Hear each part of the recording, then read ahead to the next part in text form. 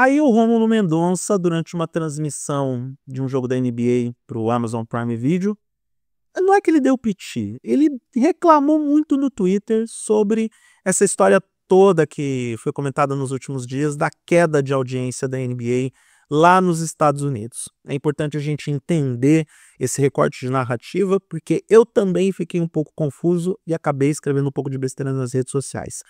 A queda de 20% de audiência do basquete profissional ou da temporada da National Basketball Association é em território norte-americano. Em vários outros mercados globais, a audiência da NBA não para de subir, inclusive no Brasil, que é um dos maiores mercados. Mas também existem explicações para isso. Um monte de gente deu opinião sobre o assunto. Eu pensei, estou precisando gravar vídeo para o YouTube, porque preciso ter vídeo de sobra para poder fazer a minha mudança de apartamento. Talvez eu fique alguns dias sem publicar vídeos nesse canal. Por que não? Por que não conversar sobre isso? Porque, sincero e honestamente, Rômulo Mendonça, eu gosto de você, gosto do Bulgarelli, mas dessa vez você não está com a razão. Porque sim, tá difícil acompanhar a NBA ultimamente, tá? Eu sou Eduardo Moreira e esses são os meus 5 centavos sobre a queda de audiência da NBA nos Estados Unidos.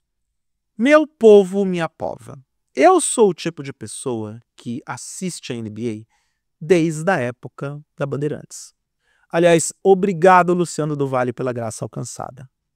Porque desde a época da sexta NBA, que os jogos passavam na Bandeirantes de sexta-feira à noite, eu assisto esse esporte. Década de 90.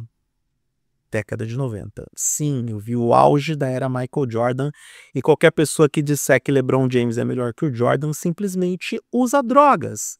Porque tá bem longe de ser a realidade. Eu não vou falar sobre isso nesse vídeo, mas eu prometo gravar um vídeo com argumentos de por que Michael Jordan é melhor que LeBron James. Aí eu fui assistir na NBA e na ESPN quando eu passei a pagar a TV por assinatura. Virou uma tradição na minha vida. E agora, acho que o brasileiro não pode reclamar, porque acho que só paga o NBA Game Pass ou League Pass quem quer acompanhar um time específico e todos os jogos da temporada do seu time. Porque é tanto jogo passando na televisão que meio que vira carne de vaca. A gente tem o YouTube transmitindo jogo de graça. Temos a ESPN transmitindo vários jogos por semana. O Amazon Prime Video com 2 janelas de jogos. E a gente acaba com uma distribuição de jogos que é praticamente 2 jogos por dia. Estou reclamando? Não.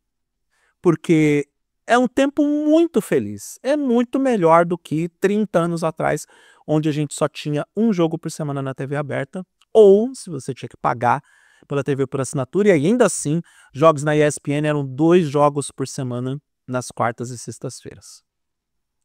Só que tem um detalhe. Nos últimos anos, tá difícil assistir jogo da NBA na temporada regular. Muito difícil. Eu tentei ver a Copa NBA. Tentei. Mas os jogos, por exemplo, das semifinais da final da Copa NBA, que aconteceram em Las Vegas, um anticlímax total. Porque quadra neutra, não é torcida nem da casa nem do visitante. O torcedor é neutro. Aliás, a NBA tem que tirar esse lance da Copa NBA de Las Vegas urgentemente. Eu sei que aquilo é só para ganhar dinheiro, porque como feeling, como atrativo para quem está assistindo, é horrível, é um terror, não vale a pena, sonolento, chato e com jogadores pouquíssimo empenhados em conquistar um título de início de temporada. Até porque eu entendo que essa Copa NBA está no lugar errado do calendário. Se é que ela deveria existir. Não, vou corrigir meu comentário. A Copa NBA deveria existir, porque a gente precisa de atrativos para que os jogadores comecem a se empenhar mais em quadro e jogar mais a sério, mesmo que seja pela grana. Só que Milwaukee Bucks e Oklahoma City Thunder no final da Copa NBA, eles não fizeram esforço nenhum nem pelo dinheiro.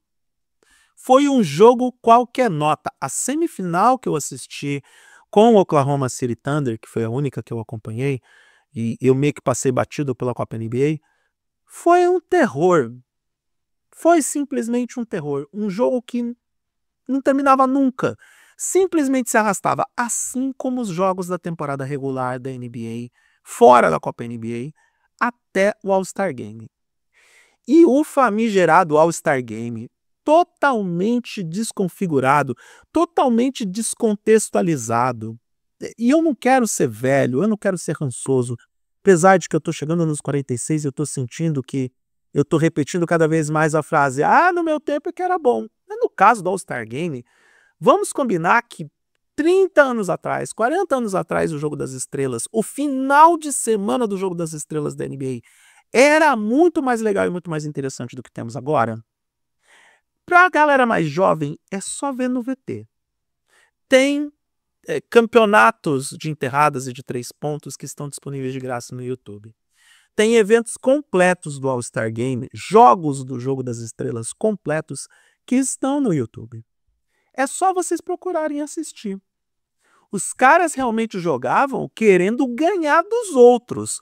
Conferência Leste contra Conferência Oeste não era um jogo amistoso. Era uma batalha. Era algo que valia muito para esses caras. Tudo bem, naquela época os jogadores faziam as suas apostas internas, eles apostavam entre eles, o que ajudava a turbinar o All-Star Game de alguma forma. Ou seja, é um país capitalista, tudo aquilo que envolve dinheiro ajuda a dar aquela incentivada e eles acabam se motivando para entregar o melhor desempenho em quadra. Mas nos últimos anos, nem pelo dinheiro está valendo o All-Star Game. São jogadores que em muitos casos chegam na NBA com contratos milionários.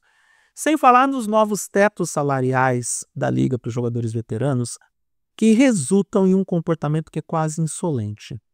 Ainda mais com contratos que contam com salário garantido, ou com uma porcentagem mínima garantida de quanto que eles vão ganhar, que resulta num comportamento em quadra que é qualquer nota. Sem falar naqueles que contam com contrato garantido e pouca propensão para jogar basquete, que acabam avacalhando de todos os jeitos.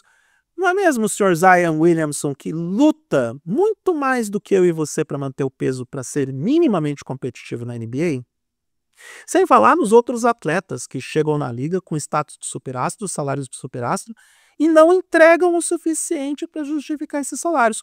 Ou até mesmo são atletas muito bons, excepcionais, mas que no extra-quadra acabam ferrando com tudo. Não é mesmo, Jamoran? Então, de novo, são atletas incríveis, mas que às vezes o extracampo acaba atrapalhando dentro de quadra. E aí a gente tem a insolência, a arrogância, performances abaixo da média. Olha, eu quero ver o que vai ser da NBA quando o senhor LeBron James decidir se aposentar. Porque todo o dinheiro que esse homem gasta para a manutenção do próprio corpo, todo o tempo que ele dedica para a manutenção do corpo para entregar basquete de alta performance.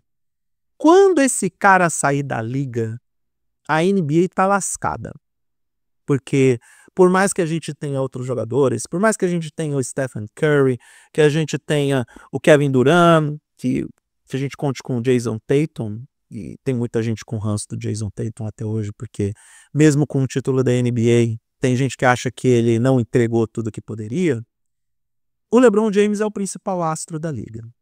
E ele é o que é porque ele leva esse negócio a sério, diferente de outros jogadores. Quando James sair, Curry se aposentar, Durant se aposentar, olha, em termos de popularidade, a NBA vai ser meio terra arrasada. E sim, os jogos são ruins, são modorrentos, são arrastados. Um jogo de 2 horas e meia dá a impressão que dura 4 horas. É um filme do Scorsese. Então, eu tendo a não concordar com o Rômulo Mendonça em alguns aspectos da narrativa que ele apresentou no vídeo. Eu não vou colocar o vídeo aqui porque eu não quero que o Amazon Prime Video dê strike ou que eu acabe perdendo eventual visibilidade desse conteúdo. Mas ele pontua que a gente não tem dados estatísticos para comprovar que existe uma queda de audiência da NBA ou que esses dados só são computados pela TV tradicional, que se eles não estão levando em consideração as diferentes formas que as pessoas contam hoje para assistir os jogos da liga. E eu discordo dessa posição porque o norte-americano é obcecado por números. E se essa notícia veio em âmbito nacional, ou seja, Estados Unidos, significa que essa audiência está sim caindo, considerando todas as vias possíveis e imagináveis para assistir esses jogos. E no caso da temporada regular da NBA, eu particularmente só consigo assistir depois do All-Star Game e ainda assim acho que a partir de abril é que a coisa começa a ficar interessante. Porque antes do All-Star Game, os jogos, na sua maioria dos casos, são horrorosos. Discordo também do Rômulo Mendonça quando ele fala que é só procurar que você vai encontrar jogo excepcional. Eu não tenho bola de cristal. Eu não sou adivinho. Se eu tivesse bola de cristal, eu ia utilizar esse artefato tecnológico para descobrir quais são 6 números da Mega Sena e mudar minha vida. Mas não é o caso. Se eu coloco a minha bunda no sofá, pego o controle remoto, ligo no Amazon Prime Video, eu quero contar com a sorte e, ao mesmo tempo, acreditar que aqueles jogadores que estão em quadra vão me entregar um bom jogo. Tudo bem, tem que combinar com muita gente, tem que combinar com o adversário, com o árbitro, com o torcedor em casa, mas não é um jogo de adivinhação. Não estamos falando de um jogo de adivinhação, a gente está falando de fatos objetivos. A grande maioria dos jogos que eu assisti da NBA até agora, desde que a temporada começou no final do ano passado, são jogos horrorosos, que eu tive vontade que terminasse logo, porque faltava empenho, faltava qualidade dos jogadores mesmo nos arremessos. Tem muita gente que critica que a NBA agora é uma liga de tiro de 3 pontos, e eu entendo que isso é a evolução da liga, já que as estatísticas, as mesmas estatísticas que aparentemente não foram levadas em consideração para analisar se o torcedor da NBA estava assistindo os jogos por outras plataformas, as mesmas estatísticas mostram que é muito mais eficiente você tentar várias bolas de 3 do que bola de 2, e a gente virou uma liga, a gente não, a NBA virou uma liga de bolas de 3 pontos. Culpem o Stephen Curry por isso ou não, porque grandes atiradores de 3 pontos nós temos na NBA ao longo dos últimos 40 anos. Larry Bird, o John Stockton, Red Miller, todos eles grandes atiradores de 3, e nem por isso a liga se transformou numa liga que só aposta nas bolas de 3 pontos. Isso veio com a era Stephen Curry, se bem que eu não acho justo ficar culpando o jogador do Golden State Warriors por transformar a liga no que temos hoje, ou por revolucionar a NBA, porque outros fizeram a mesma coisa de forma diferente. Ou vai me dizer que Michael Jordan não revolucionou a NBA, na sua opinião? Ou vai me dizer que o LeBron James não mudou a cara da liga? De tempos em tempos nós temos fenômenos que acabam entregando a evolução do esporte, assim como aconteceu no tênis. Pelo amor de Deus, o esporte que o Guga jogava era um, e o esporte que o Nadal, Djokovic e o Federer jogaram até 4, 5 anos atrás é outro, completamente diferente. Da mesma forma que John McEnroe inventou o tênis na década de 80, André Agassi na década de 90 também modificou o jogo, Pete Sampras contribuiu para que Roger Federer aparecesse. Então tudo faz parte de uma escala de evolução. Absolutamente tudo, incluindo a própria NBA. Então, colocar nas costas desse ou daquele jogador, quando a gente tem um Adam Silver com opiniões e decisões polêmicas, com um All-Star Game que não motiva ninguém, com a própria mecânica de mercado da liga, colocando os tetos salariais lá no topo, com jogadores que não são nada e ninguém, que chegam na liga ganhando milhões de dólares, e que acabam chegando com um status de superastro, de atletas super promissores, mas que na verdade não entregam aquilo que prometem. E jogos que realmente dão mais sono do que emoção no torcedor médio, é óbvio que a audiência da NBA vai cair. Ainda mais pelo fato de ser um campeonato muito longo, mais de 80 jogos. Eu nunca entendi por que a NBA tem mais de 80 partidas. Não é necessário. Se enxugasse, quer dizer, eu entendo por quê. Eu entendo, é por causa do dinheiro. O bom e velho dinheiro. Só o dinheiro justifica essa quantidade de jogos. Mas se fosse um campeonato mais curto, mais enxuto, Se fosse 50 jogos na temporada, talvez despertasse mais atenção dos torcedores. Torcedores que, diferente do brasileiro, que gosta de um esporte, ou que só gosta de futebol, ou que só acompanha esporte que tem brasileiro ganhando, o torcedor norte-americano é poliesportivo. E com o que é que a NBA compete no início de sua temporada até o All-Star Game? Isso mesmo que você pensou. Com a fase final da classificação do futebol americano, incluindo jogos de Dia de Ação de Graças, de Black Friday, todos os jogos comemorativos, jogos de Natal, mais os playoffs e o Super Bowl. Aí me desculpa, não dá para sequer cogitar a existência da NBA no planeta Terra enquanto o campeonato da NFL não for resolvido. Simples assim.